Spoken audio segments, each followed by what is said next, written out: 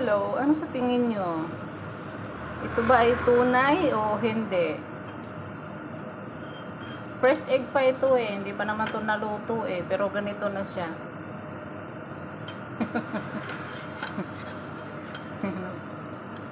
Ayan, fresh egg yan. Fresh egg pero parang luto na siya.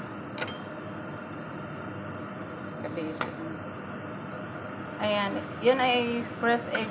Fresh egg, pero para ang itsura niya parang luto na.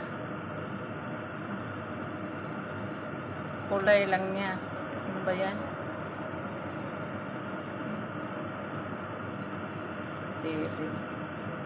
Parang luto na siya, pero ewan kung ano to. Itlog ba to? Pero sa tingin ko fake talaga siya, fake. Hindi siya tunay na itlog. Gawa-gawa lang din pala to. Meron din pala dito, akala ko sa atin lang.